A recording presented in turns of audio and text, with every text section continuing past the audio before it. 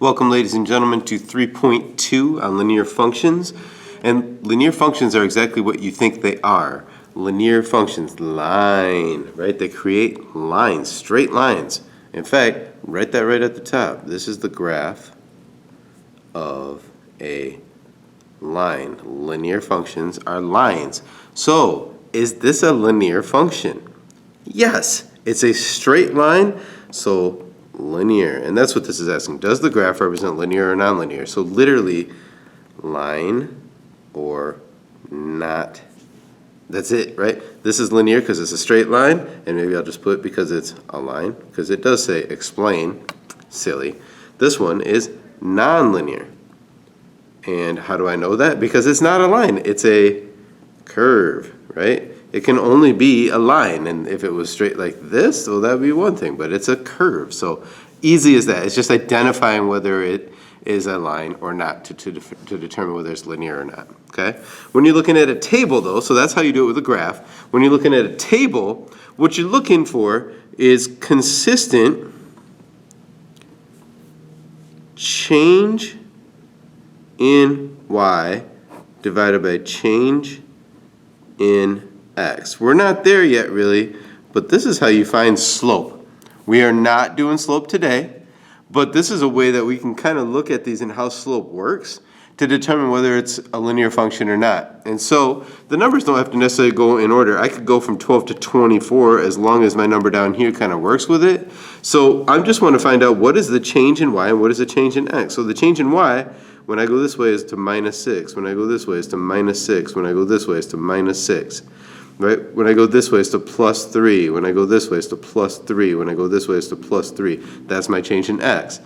So for my change in y over my change in x, I get negative 6 over 3 every time, which is negative 2. That would be my slope, but that also tells me, because it's consistent across the board, that this is a linear function. It is consistent, right? If I had another value here, again, I'm going to use 24. Well, that means I would go up by 3 to 15 to 18 to 21 to 24, right? So I'd have to go up 1, 2, 3, 4 more times. So I'd have to go down 12, 6, 0, negative 6. I feel like I just did that wrong.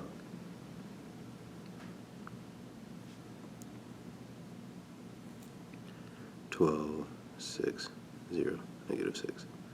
Well, then it wouldn't be the same, would it?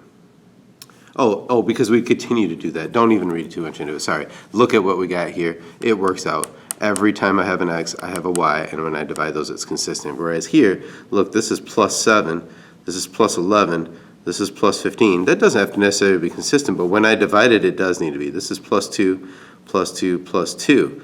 So when I go here and I divide, I get 7 over 2, which is 3.5. When I divide y over x here, I get 11 over 2. When I divide that, I get 15 over 2. And clearly, these are not equal, like negative 6 over 3 was consistently equal. 3.5, 5.5, 7.5. When they're not consistent, they are non-linear. Right? That is non-linear. And again, when it says explain why, linear is consistent y over x. When it's nonlinear, it's not consistent y over x. That's literally the why of why this happens, okay? So, as easy as, again, on a graph, is it a line?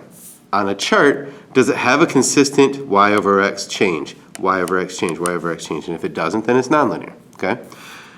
So let's have you pause a second, look at what we just talked about at the top, and try numbers 1 through 4. Again, pause the video, try number 1 through 4. All you are answering is it linear or nonlinear, and explain why. And I've showed you how to do that. Try it. Linear, because it's a line, right? Nonlinear, because it's not a line. Now it looks like it's the combination of two lines, but for it to be a line, it's a straight line all the way through, and this is not a straight line, it's a crooked line, right? All right, so this is actually the graph of an absolute value function. We're not going to do that this year, but you will in Algebra 2. All right, moving on to number 3. right? I start looking at this is plus 2, plus 2, plus 2. This is plus 1, plus 1, plus 1. It is consistently 2 over 1, 2 over 1, 2 over 1. So linear, consistent y over x, right? This one is minus 8, minus 4, minus 2. And you can kind of see here what's going on. If you have an inconsistent one box but a consistent in the other, it's always going to be a nonlinear because, again, it doesn't have a consistent y over x, not consistent y over x, right? Negative 8 divided by 1 is negative 8. Negative 4 divided by 1 is negative 4. And negative 2. I'm not getting a consistent number when I divide the y by the x every time. Okay? All right, easy as that. Let's go to the next page then. And we're trying to identify whether something is a linear function by using equations. So we started with graphs, then we talked about the tables. Now we're going to talk about the equations themselves. And for most of you, you will remember y equals mx plus b. If it is in that form, that is the easy one. It is already an equation, which actually none of these really are yet. I'm going to show you how they are in a minute. So there's a couple of things you want to look for, okay? First of all, for it to be a linear equation, you have to have x or y or both x and y, right? You can have just x equals 3 or just y equals 4. Or you can have y equals 3x plus 5, right? You can have one or both. The second thing you want to look for is there are no exponents of any kind, right? So right now, I'm going to just go through and say, hey, look, that's an exponent, so nope, that one doesn't count. That is not linear, right? That right there is an exponent. It's 3 to the x power. That's called an exponential function, and that kind of looks like either that or like that when you graph it, okay? Not have to worry about that yet. That's coming sooner or later. But again, that has an exponent, that has an exponent. We can rule those out right away. Okay. Also, no roots. So I shouldn't see something that looks like that, like a square root sign almost. So that rules out that one. Okay, so we only got a couple left to choose from. Okay, and the fourth one is it is linear as a fraction. I meant to write that, sorry. Fraction. If I'm dealing with a fraction, because I see a couple of fractions here going on, if x is on top, yes, it's linear. If x is on bottom, it is not linear. Okay? So, for instance, in this problem, when x is on bottom, this is, I can cross that one out. I'm going to tell you what this graph looks like is something like this, because I can't divide by 0, so it's not a continuous graph at 0. So it looks something like this. Again, not something you need to know. Let's look at the other two now. This is y equals 3.8. Look, that has x or y or both. That has just y. That's okay. What this line looks like is, where is y 3.8? Well, I'd go up 1, 2, 3.8, like right there, and it looks like that. That is what the equation of y equals 3.8 looks like. So, yes, we are going to circle that. That is one example. This one here has an x and a y. There's no exponent, so it looks like it probably is linear. If I wanted to simplify this, let's distribute this 6, right? So I get y equals 6x minus 6. We've done stuff like that. And look, that is in that form. Even though it has a minus instead of a plus, it has y and x. This is y equals mx plus b. Yes, that is also a linear function, okay? All right, so press pause a second, real quick, do 5, 6, and 7. Are they a linear function or are they not? And explain, okay? Why is my explain? Well, you can say these things. Go ahead, press pause, try it. So for this one, yes, linear. Maybe I don't have to put yes, I could put yes or no, but linear, y equals mx plus b. That would be my reason for that one, because it's in that form. And technically, so is this one. This really means y equals 3/5 x plus 0. It is in mx plus b form, right? And the x is on top. Remember we said that over here? If x is on top, that's okay. I'm going to say linear because it's in y equals mx plus b form, right? It is. Okay? All right, so for this last one, I right away can see nonlinear. And why? Because of exponent. right? So if I wanted to go through and kind of each one of these up here say, explain why or why not, this I would say it's y equals mx plus b. Really, this is y equals 0x plus 3.8. It is, right? So this, again, y equals mx plus b. Okay. This I would say no because it has a square root. This I would say no because it has an exponent. This I would say no because it has x on bottom. Can have it on top, can't have it on bottom. This I would say yes because it's y equals mx plus b.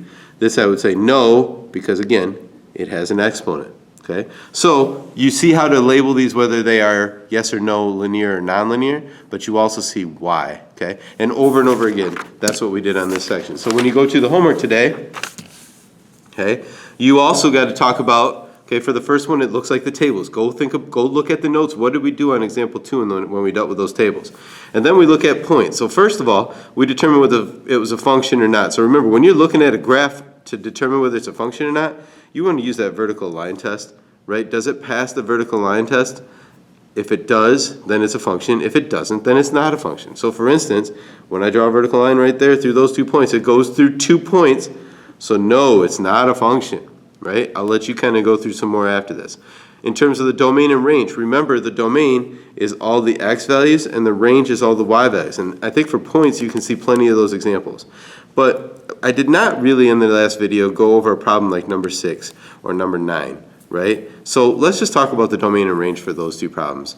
The domain here is this line is going to keep going this way and this line is going to keep going this way. So it is all those numbers. So we're going to call that all real numbers. That is our domain. If you like, it's a little symbol that looks like that, okay? You don't have to have both, one or the other. The range, well look, anywhere on this, the range is again the y values, right? Anywhere on this line, this is y equals 2, this is 1 or 2, 2, this is 4, 2, this is 6, 2. Anywhere on this line is y equals 2. So guess what? That is the range, and that's it, okay? Is it linear? Well, maybe you'll answer that question, okay? Down on like number 9, right? This is going to keep going up and it's going to keep going down. I can see, first of all, it is not a function because look, it does not pass the vertical line test, so no. Not all of these are no. In fact, most of them are probably yes, but we just picked this one. Now I look here, my domain, again, it keeps going to the right. It's going to keep going to infinity, but it doesn't go to the left, right? It stops here at 0. So really, it's only in the positive numbers for x, right? It's only in x equals 4, x equals 6, x equals 8. It's no negative x's. So it's all x values greater than or equal to 0, right? It's either 0 or more. Now for my y values, because it keeps going down and it keeps going up, that's what those arrows will keep doing, well, that's all real numbers. So anytime it keeps going, it's all real numbers. So again, you could just do that thing where you do 2 bars and then you start the R with that first one, okay? So you're going to work your way through this page and this page. Again, on number 10, it's more of those equations. Go look at the rules that we said right here, right, for the equations that you cannot do or that you can do.